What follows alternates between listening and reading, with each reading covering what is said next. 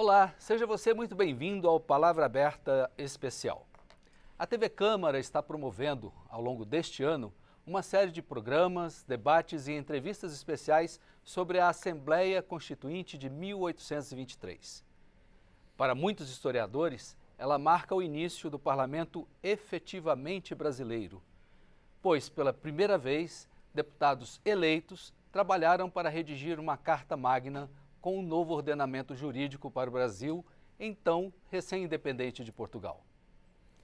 Numa série de programas especiais do Palavra Aberta, vamos conversar com os deputados federais que integram a comissão especial, criada pela Presidência da Casa, para as comemorações dos 200 anos do Parlamento. Eu sou William França e no programa de hoje a palavra será do deputado federal Patrus Ananias, que representa o PT por Minas Gerais. Ele é advogado, servidor público e professor. É mestre em Direito Processual pela PUC Minas, assim como especialista em Poder Legislativo também pela PUC Minas. É doutorando em Filosofia, Tecnologia e Sociedade pela Universidade Complutense de Madrid e é membro da Academia Mineira de Letras desde 1996. Ele exerceu um mandato de vereador por Belo Horizonte, cidade da qual foi prefeito, e está agora em seu quarto mandato aqui na Câmara Federal. Entre outros trabalhos, publicou A Câmara de 1826, Bernardo Pereira de Vasconcelos e a Gênese do devido processo legislativo no Brasil no ano de 2002. Com esse currículo, deputado, seja muito bem-vindo ao Palavra Aberta Especial. É um prazer, William, estar aqui com você, no Palavra Aberta Especial, estar aqui com os nossos os telespectadores. Quero saudá-lo, quero saudar também todas as pessoas que estão possibilitando aqui essa nossa conversa.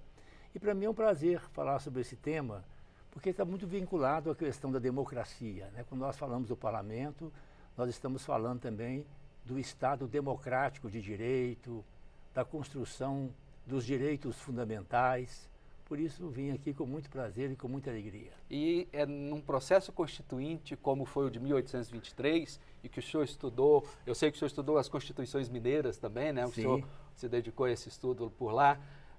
Então é nesse processo constituinte que a democracia é exercida. Nós começamos bem, William. Começamos bem porque no dia 3 de junho de 1822, portanto, antes mesmo de ser proclamada a nossa independência, foi convocada uma Assembleia Constituinte para fazer a Constituição já com a perspectiva da nossa independência, da soberania nacional. No dia 3 de maio de 1823, a Constituinte se instalou. É claro que não tinha todos os representantes, porque o Brasil é um país muito grande, na época dificuldades de transporte, de comunicação, mas com um número suficiente, o quórum necessário para iniciar os seus trabalhos. E a Constituinte vinha desenvolvendo as suas discussões, os seus trabalhos, Mas, infelizmente, ocorreu o primeiro golpe no Brasil, golpe de Estado. No dia 12 de novembro de 1823, Dom Pedro I dissolveu a Constituinte. Ele entendeu que a Constituinte estava comprometendo os seus poderes, o poder moderador, o poder do rei, e dissolveu a Constituinte. É aquela noite da agonia, né? Noite da agonia, entrou para a exatamente. história. Porque muitos constituintes ficaram no plenário, ficaram lá no espaço da Assembleia Constituinte, permanente, para tentar preservar, mas aí houve um cerco policial das Forças Armadas, tudo que o exército da época, Então veio o primeiro golpe de Estado no Brasil. É importante registrarmos isso. Dom Pedro, que fez a nossa independência, é uma figura muito contraditória. Os compromissos dele com a liberdade, com a democracia. Na época, a ideia de democracia estava se consolidando. No final do século XVIII, em 1776, nós tivemos a independência dos Estados Unidos e logo depois, 11 anos depois, 1787, veio a Constituição dos Estados Unidos. Em 1789, a Revolução Francesa, afirmando os direitos relacionados com as liberdades, com a cidadania. Então, é naquele contexto em que a liberdade estava se afirmando, que nós temos um golpe para reafirmar, para recolocar como se fosse possível o poder soberano do rei. Mas a sociedade brasileira estava já se mobilizando. O Brasil estava, conquistou a sua independência, o país estava também manifestando seus primeiros sinais de compromisso e de amor à democracia, à liberdade, ao Estado democrático de direito. Então, Dom Pedro não pôde resistir e em 1826, né, ele teve, no dia 6 de maio de 1826, ele teve que abrir, né, houve eleição, e nós tivemos então a instalação da primeira Câmara dos Deputados do Brasil em 1826. Que é efetivamente a instalação de uma Câmara de Deputados. Exatamente. Né? Embora naquela Constituinte de 1823 foram eleitos deputados para redigir uma carta, não havia uma casa, vamos assim dizer. Exatamente. Um parlamento não estava funcionando. É. Mas marcou o início. Marcou o né? início, porque mesmo em 1824, devidamente pressionado, né, pela sociedade e tal, o Brasil estava recém-liberto, né, toda a ideia de liberdade, em 1824 Dom Pedro teve que entregar uma Constituição, outorgada, é claro, uma Constituição imposta, mas onde ele fazia visíveis concessões também àquilo que foi discutido na Assembleia Constituinte. Na verdade, ele aproveitou quase que toda aquela discussão. O que ele fez mesmo foi preservar o poder dele, o chamado poder moderador, que atravessou todo o Império, né? Assim, então, em 1826, nós temos aí a retomada do processo legislativo, com a primeira instalação da primeira Câmara dos Deputados no Brasil. E aí, teve destaque um mineiro, realmente, um mineiro que teve um papel muito importante nesse processo. Depois ele se tornou conservador, nessa época ele era mais liberal, que foi o Bernardo Pereira de Vasconcelos. Foi esse que o senhor estudou e fez um Exatamente, estudo comparativo. Fiz um estudo sobre ele. O Bernardo Pereira de Vasconcelos dizia isso, né? Lealdade ao imperador enquanto ele for fiel à Constituição. Então, estava começando no Brasil as primeiras manifestações visíveis vinculadas ao nosso processo de independência, as primeiras manifestações com relação à nossa democracia, né? Incipiente ainda, mas já... Na verdade, a renúncia de Dom Pedro, né, a abdicação, em 7 de abril de 1831, ela não foi... Ele não abdicou por vontade própria. Eu costumo dizer que ele foi abdicado. Ele foi levado a isso. Foi levado a isso. Porque houve uma pessoa que criou-se uma situação de total incompatibilidade entre as tendências autoritárias que estavam se manifestando nele, né, e esse crescente sentimento de liberdade do Brasil, de afirmar a nossa independência. E a independência de um país se dá também através da independência do seu povo, Sim. para que possa exercer livremente os seus direitos e deveres de cidadania, os seus direitos de nacionalidade, né? É sempre bom lembrar, né, William, quando a gente discute a democracia no Brasil e os nossos compromissos com o futuro, que nesse período nós tínhamos uma marca muito triste que acompanhou o Brasil, que é a escravidão. Que perdurou durante todo o Império. E que, como já previu Joaquim Nabuco, projeta as suas sombras até hoje no Brasil, né? A questão do racismo, né? As injustiças e desigualdades sociais que marcam tão profundamente o Brasil, um país como o Brasil, né? Com as potencialidades extraordinárias que nós temos, um país continental, né? Um país que pode produzir alimentos o ano inteiro e tudo mais, com extraordinárias possibilidades também no campo da indústria, etc. Essas desigualdades que marcam ainda o nosso país têm as suas raízes na escravidão. Que em 1823 sequer foi tocado. Os constituintes não trataram disso. Até porque boa parte dos constituintes eram senhores de donos de terra. Na verdade, alguns levantaram o tema, né? Entre eles o Zé Bonifácio. Não avançou. Que foi publicado depois, os textos do Zé Bonifácio apresentados à Constituinte, ou que seriam apresentados, foram publicados depois, quando ele já estava no exílio. Porque o Dom Pedro, além de fechar arbitrariamente, ditatorialmente, né, a Assembleia Constituinte, mandou brasileiros ilustres, a família Andrada, amigos dele, inclusive, o Zé Bonifácio, que eram aliados até então, para o exílio. Há pouco tempo. Eram aliados havia pouco tempo. O Zé Bonifácio era realmente uma figura muito instigante, né? Ele tinha, a meu ver, na minha leitura, também um viés semi-autoritário, assim, uma coisa, mas ele tinha ideias muito fortes no campo social. Ele foi o primeiro que pensou Brasília. Ele pensou, naquela época, uma capital que puxasse o Brasil para dentro, para os nossos territórios sertanejos, interioranos, né? Ele colocou a questão da abolição gradual da escravatura, mas colocou. É claro que não era tanto por um amor e respeito aos nossos antepassados escravos africanos, afro-brasileiros, mas também nessa perspectiva ele entendia que a escravidão não atendia, não era bom para o Brasil, para a nossa economia e tal. E também o Zé Bonifácio teve posições também razoáveis, considerando os limites da época. Nós temos que considerar as pessoas também dentro do seu contexto histórico.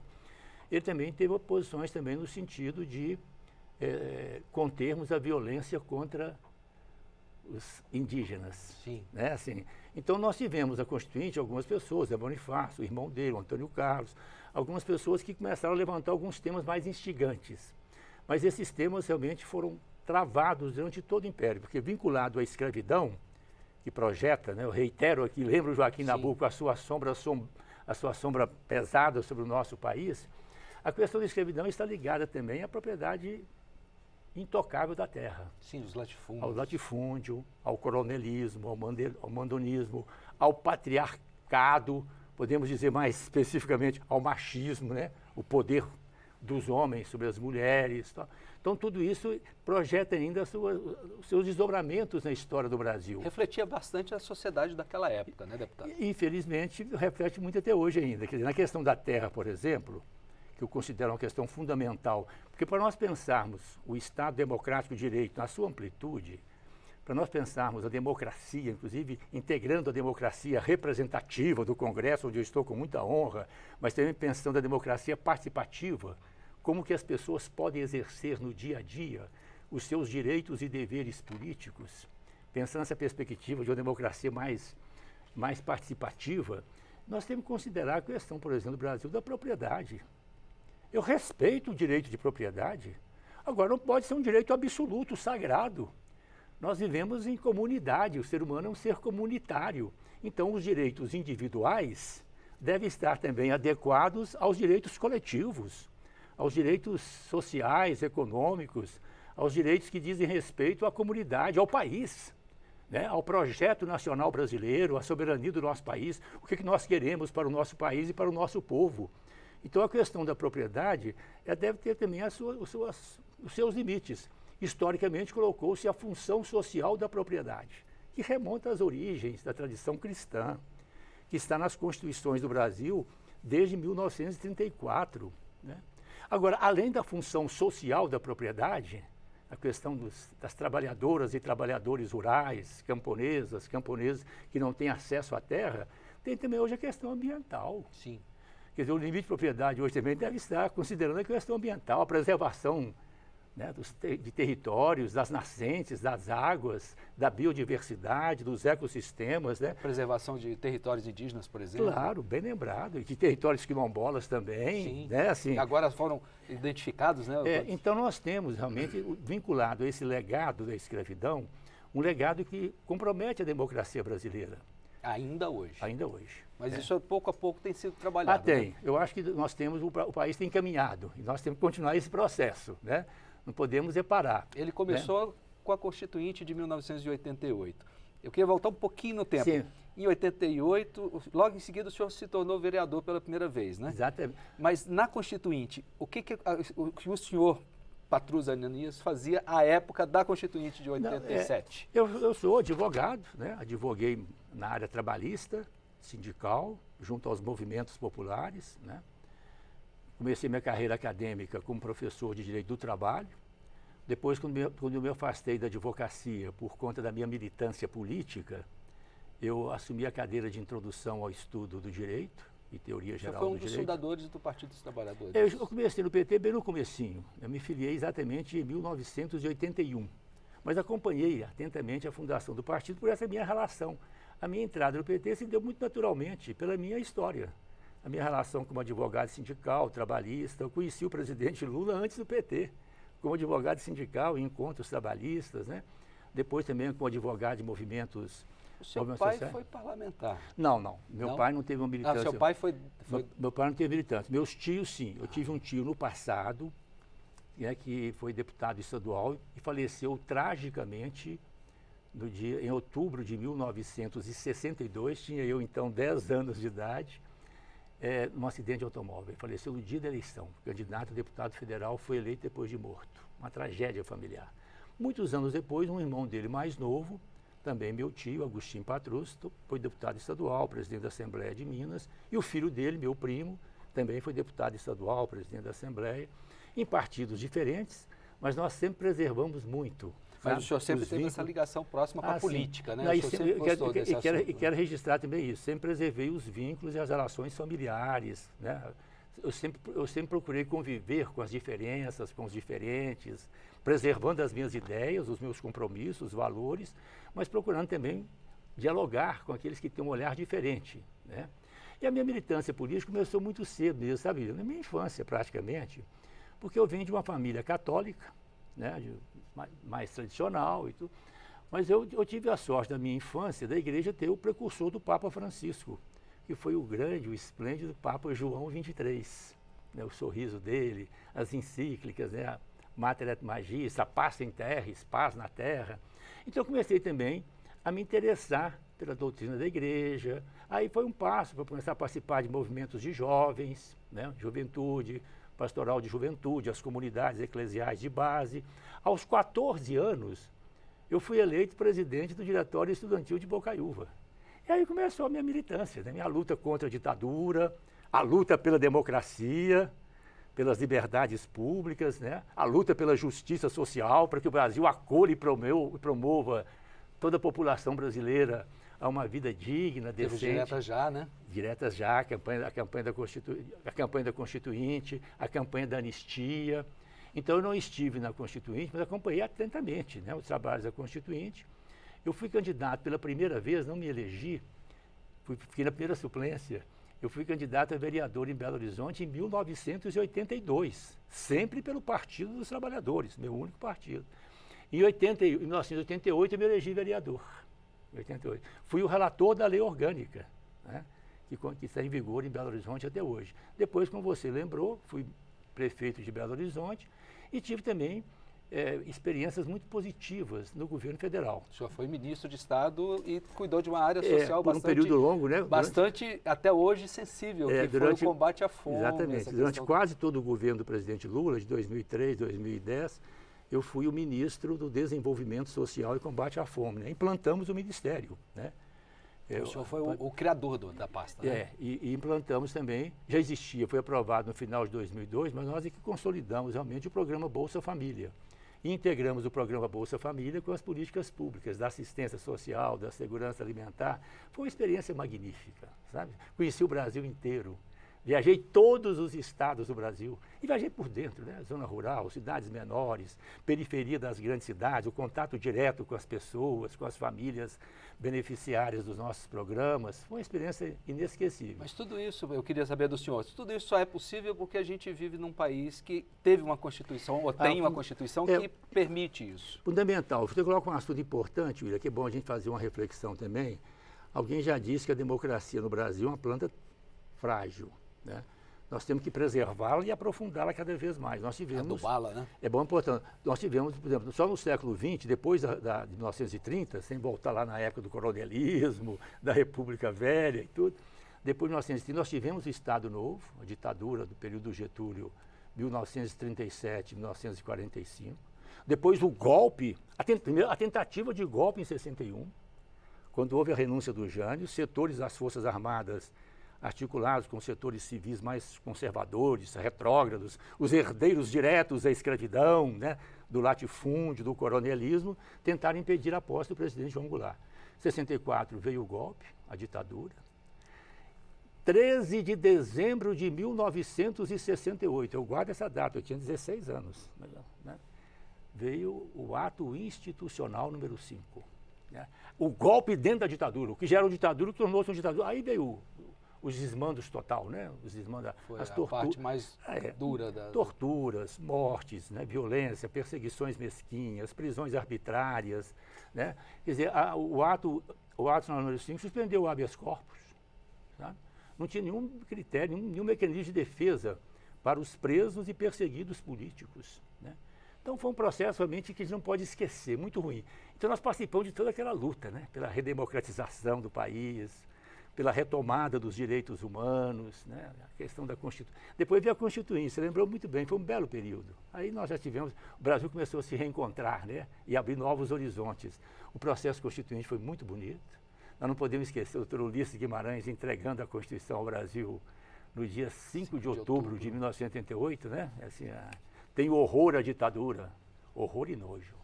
E entregando a carta da cidadania, né? Então foi um período bonito, enfrentamos, tivemos algumas dificuldades, o período do Collor, de repente elegemos o Lula em 2002, né? Realizamos um esplêndido governo, o Brasil começou a caminhar na direção do encontro consigo mesmo, né? Na democracia efetiva, na justiça social, um desenvolvimento que integre a questão social, né? Que integre a questão dos pobres, dos excluídos, que constitui a grande maioria do nosso povo e, portanto, do nosso país, né? Muito bem.